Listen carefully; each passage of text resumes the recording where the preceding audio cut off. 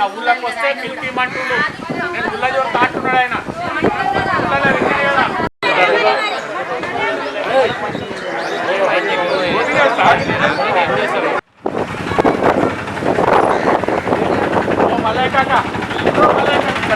ఇందిరామ్మ ఇల్లు మీకు వచ్చింది మేము మిమ్మల్ని భయభ్రాంతులకు గురి చేసి చెప్పిస్తున్నాడా రామచంద్ర? అట్లా ఎవ్వరు చెప్పవలసిన అవసరం లేదు సార్. మా పటేలు మేము ఇండ్లు మామూలుగా బండలేళ్ళు ఉన్నాయని మాకు ఇండ్లు ఇచ్చిండు. ఎవరు ఇచ్చారు? రామచంద్ర రెడ్డి పటేల్ ఇచ్చిండు. కానీ అట్లాంటివి మమ్మల్ని ఎవ్వరు అడగలేరు. మా పటేల్ మీద ఉట్టిగా ఇట్లా ఆర్ఆర్ ఉట్టిగా నేర్పిండ్రు, అట్లనే చెప్పారు. కానీ ఏం లేవు అవన్నీ, ఎవరికి లేదు. ఒక్కొక్కరి 10,000 తీసుకుంటున్నారు. అవన్నీ ఉట్టి మాటలు పట్టింది సార్. లేకపోతే మీ పటేల్కి భయపడి చెప్తారా? మా పటేల్కి భయపడి కాదు, మా పటేల్కి ఎందుకు భయపడతాం మేము? మాకు పటేల్లో ఇప్పించినాక పటేల్ ఎందుకు భయపడి ఇస్తాడు? అవన్నీ ఏం లేవు. 10,000 మేము ఇచ్చినాం సార్. 10,000 ఇస్తేనే మాకు ఇల్లు రాసిండు. 10,000 లేకపోతే రాయలేదు అన్నోళ్ళు 10,000 తీసుకున్న వాళ్ళు అది ఇద్దరు ముందరికి వచ్చినాక కూర్చుండబెట్టి మాట్లాడదాం. అప్పటిదాకా ఎవరు మాట్లాడారు? మాకు గవర్నమెంట్ ఇచ్చింది తీసుకొచ్చింది రాసిండు, మేము కట్టుకుంటున్నాం. మేము నలుగురం ఉన్నాం, మాకు సరిపోలేదు, మాకు ఒకరికి ఇచ్చిండు, మాకు ఇంకొకరికి కూడా కావాలి. ఎవడాడు అన్నోడు తోలుకోరా ఫస్ట్, తోలుకొచ్చినాక వాడిని అడిగినాక మాట్లాడాలి. మాకు ఇల్లు ఇచ్చింది ఎవరు, ఇల్లు ఇవ్వండి ఎవరు, గవర్నమెంట్ వాడు ఇచ్చిండు, ఆయన ఇచ్చిండు, ఎంత తిప్పలు వాడు ఇచ్చిండో మాకు తెలుస్తుంది. వాడైతే ఇస్తలేదు కదా పైసలు. మేము బంగారం మొత్తం కుదబెట్టి కట్టుకుంటున్నారు. ఎవడు వాడు చెప్పినాడు వాడు ముందు తోలుకరండి. వాడన్నా ఉండాలి, మేమన్నా ఉండాలి. 10 మందిని పొద్దు తోలుకరా పండి వాడిని. మీ ఫోటోలు తీసుకున్నా కూడా మాకు భయం లేదు. ఎంతమంది పెట్టినా ఊరంతా పెట్టినా కూడా భయం లేదు మాకు. అని పిలుచుకోరండి, గల్ల పట్టుకొని గుంజుకురామంటే నన్ను నడుపుడు మేము గుంజుకొస్తాం వాడిని. ఇప్పుడు చెప్పినోడు తిన్నాడు వాడిని ముందరికి రప్పిని మేము మాట్లాడతాము. వాడెవడు చెప్పిన వాడిని ముందరికి రమ్మని. మా బాత్రూమ్ బిల్లు కూడా కరెక్ట్ రాలేవు. ఆ బాత్రూమ్ బిల్లు ఎవడెవడు తిన్నాడో వాడిని రమ్మని మేము చెప్తాం. ప్రతి ఒక్కరికి చెప్తాం. మేము పువ్వులు పట్టేటోళ్ళం కాము, రమ్మనుండి అన్నింటికి ఇచ్చే ఉన్నాం. ఇక్కడ ఎవ్వరు 10 రూపాయలు అడగలేదు. 10 రూపాయలు ఇవ్వండి అని మేము ఎవ్వరికి ఇవ్వలేదు, ఎవరు అడగలేదు. మరి ఎందుకు చెప్పిండు ఆయన? అడుగుతాం తొలకరా ఎవరికి ఇచ్చినాము. 10 రూపాయలు మేము ఎవ్వరికి ఇవ్వలేదు. మీ ఊరు ఆయన కదా చెప్పింది నిన్న. ఎప్పుడైనా వాళ్ళు తొలకరండి, మరి మేము అడుగుతాం. మమ్మల్ని ఎవరు అడగలేదు, మేము ఇవ్వలేము. నేనే రాసిన నాది పేపరు, నేను అన్ని విధాలుగా అపోలో ఎందుకంటే ఇప్పుడు నిరాధారమైన ఆరోపణలు చేసినాం. మనం చిన్న లీడర్లు అన్న ఏదో అన్నం నిన్న ఎక్సైట్మెంట్ ఎట్లయినా అయ్యింది. దాని మీద చిత్తిస్తున్నా క్షమాపణ. నిన్ను ఇట్లా అనమాట అని చెప్పేసి మాజీ ఎమ్మెల్యే ఇట్లా చెప్పిండా? ఎవరు చెప్పలేరు. మళ్ళీ మాజీ ఎమ్మెల్యే కానీ లీడర్లు కానీ వికారాబాద్ లీడర్లు కానీ మరపల్లి బంటారం ఈ లీడర్ ఎవరని చెప్పిర్రా? మళ్ళీ ఎవరు చెప్ప ఫస్ట్ టైం మాట్లాడినాము. నేను ఫస్ట్ టైం మాట్లాడినా.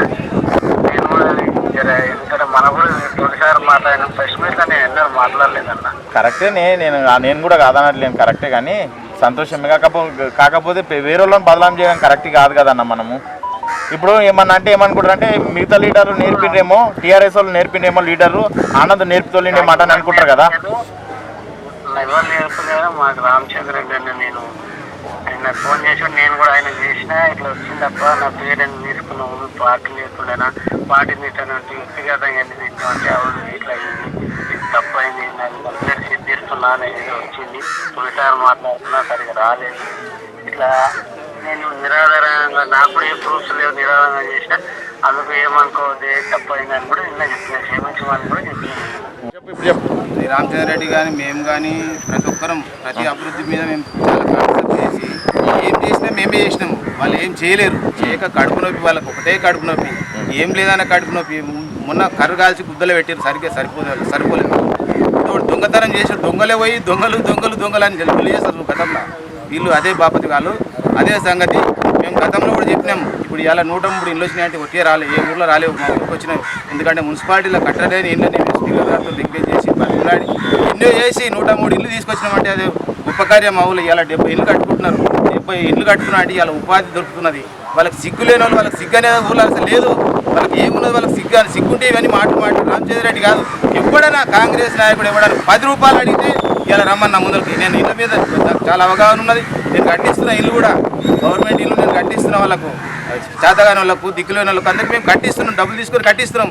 దాన్ని మాట్లాడుకోవడానికి ఇది ఇట్లా కాటి ఇది ఇట్లాంటి ఇంకో 10 ఇల్లు కావాలని చెప్పు గదిగా మాట్లాడాను 10,000 తీసుకున్నాడు 5,000 ఇట్లా ఇక ఏ ఆధారం ఉన్నది దగ్గర ఎట్లా నేను కూడా అంట అనంత్ కుమార్ నా దగ్గర 50 లక్షలు అడిగిండు అన్నారు అది కరెక్ట్ అది బుద్ధిలేని మాటలు అవి పూరా సిగ్గు లేదు వాళ్ళకు పూరా సిగ్గులేని ముచ్చట్లు అవి ఏ లెక్కన కూడా వాళ్ళకు లెక్కైన వాళ్ళు కాదు వాళ్ళే దొంగతనాలు చేసి వాళ్ళు దొంగతనాలు చేసి వాళ్ళు బతుకుతున్నారు వాళ్ళు ఏం పని చేస్తున్నారు ఒకసారి గమనించాలి వాళ్ళు ఏం పని చేస్తున్నారు రియల్ ఎస్టేట్ లేదు బిజినెస్ లేదు కాంట్రాక్ట్ లేదు కూలి లేదు ఎట్లా బతుకుతున్నారు మరి దొంగతనాలు చేసి బతుకుతున్నారు వాళ్ళ సిగ్గు అనేది ఉండాలి ఒక మాట మాట్లాడేటప్పుడు ఊరు గురించి మాట్లాడేటప్పుడు వ్యక్తి గురించి మాట్లాడేటప్పుడు సిగ్గుతో మాట్లాడాలి సిగ్గుతో బతకాలి సిగ్గుతో ఎక్కడ ఉండాలి రామచంద్ర 10,000 తీసుకుని అనిపియాలతో మొత్తం వీళ్ళందరూ కూడా ఎక్కుతారు ఎంత ఏడికైనా వస్తారు వీళ్ళందరూ వస్తారు 10,000 కాదు 10,000 కాదు ₹1 అడిగినట్టుంటే నేను 10,000 కాదు ₹1 ఒక ఆఫీసర్ కూడా ఇవ్వని కూడా మేము అడగలేము అడగనివ్వలేము ఇవ్వని కూడా ₹1 బిల్ల మేము వాళ్ళకి సర్టిఫికేట్లు వచ్చిన సంగతి వాళ్ళకే తెలియదు వాళ్ళు దరఖాస్తు తీసుకొని శాంక్షన్ లెటర్లు వాడికి పోచామగ్గులకు పిలిచి ఏమేమి అందరికి పోచామగ్గులకు పిలిచి గౌరవంగా ఇచ్చినాము ఇలా స్పీకర్ గారు కూడా మా ఊళ్ళో ఇల్లు చాలా డెవలప్ అవుతున్నాయి చాలా కడుతున్నాం అనే దృష్టికి పోయి ఒక 20 ఇల్లు ఇనాగరేషన్ చేసి వీళ్ళందరికీ బట్టలు తెచ్చి ఆయన బియ్యం పోస్తున్నాడు మేము ఇంకా చాలా ముందులున్నాము అభివృద్ధిలో ఉన్నాము ఏం చేసినా మేమే చేస్తాం వాళ్ళు ఏం చేయకుండా ఇవన్నీ ఆరోపణలు దొంగతనాలు చేసుకుంటూ అన్ని దొంగ భూములు అమ్ముకుంటూ అవన్నీ ఇస్తాం మేము మాది చిట్టా అన్నాడు కదా ఆ చిట్టాలు ఏంటి నా దగ్గర మొత్తం నిరాధారమైన అన్నీ నా దగ్గర ఆధారాలు ఉన్నాయి అది ఇస్తాం మేము చిట్ట ఏందో ఇస్తాం వాళ్ళ పని బట్టి వేరే పని మాకు ఏం లేదు మా ప్రభుత్వం ఉన్నది మేమేం చేసినా మేము ఏమని చేయగలుగుతామని మాకు ధీమా ఉన్నది ఇలా 103 ఇళ్ళు అంటే కాన్సెన్స్లో ఏ ఊరికి రాలేవు ఏ వాడుకు రాలేవు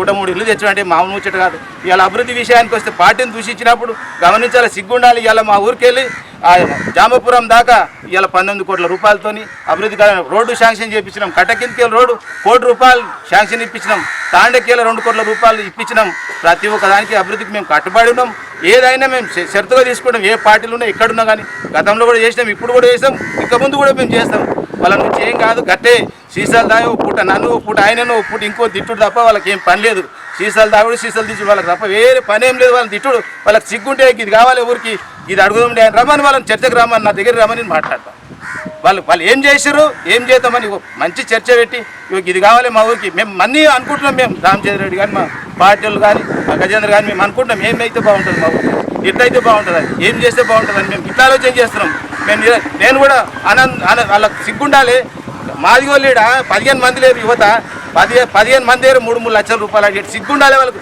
దళిత బండి అంటే మా ఊళ్ళో ఏమని తెలియదు నేను కూడా మాదిగోనే కదా దళిత బండి అంటే వాళ్ళకి తెలియదు వాళ్ళకి సిగ్గు లేకుండా 3 లక్షల రూపాయలు రామచంద్ర రెడ్డి ఆనంద్ గారికి తెలియదు నాకు తెలుసు ఆనంద్ ఎవరెవరు అడిగిన పైసలు నాకు తెలుసు వాళ్ళు కూడా నా దగ్గర అప్పు తీసుకుపోయారు నాకు చెప్పారు ఆయన నేను అనలేదు అడిగినా నాకు నిరాధారమైన ఆరోపణ నాకు అవసరం లేదు నేను చెప్పను దళిత బంధు గురించి 15 మంది యువత మా ఊళ్ళో లేదు సార్ మరి అలాంటప్పుడు 15 మంది దగ్గర 3 లక్షల రూపాయలు ఆయన ఎట్లా అడుగుతాడు ఎందుకు అడుగుతాడు ఆయన అసలు ఆనంద్ దగ్గర లేడా నాడు వాళ్ళే ఉన్నారు ముందర తీసుకున్న కొడుకులు వాళ్ళే చేసింది వాళ్ళే అడిగింది వాళ్ళే మరి ఎవరితో తీసుకున్నారు వాళ్ళకే తెలియాలి ఎవరు వచ్చి నాదని కూడా చెప్పలేదు వాళ్ళని కూడా అడుగుతున్నాడని కూడా చెప్పలేదు కానీ ఈ నిరాధారమైన ఆరోపణలు చేసి కొన్ని మనిషిని ఇట్లా కింకపరిచి బదలాం చేయడం కావేది కాదు అది అందు గురించి నేను చెప్తున్నా ఇంకా వాళ్ళకి వార్నింగ్ ఇస్తున్నా ఇక ముందు మేమున్నాం వాళ్ళు ఉన్నారు ఊరికి ఏం చేసారు అనేది ఊరందరికీ తెలుసు మేమేం చేసినాం అనేది ఊరందరికీ తెలుసు కాబట్టి ఖబర్దార్ నేను చెప్తున్నా వాళ్ళకు ఈ మీడియా ముఖంగా చెప్తున్నా ఇక ముందు మీ ఆటలు సాగనీయం మేము నడుస్తాం మేము సరిగ్గా నడుస్తాం వాళ్ళు ఎన్నో దొంగ భూములు అమ్ముకున్నారు మా దగ్గర చిట్టా ఉన్నది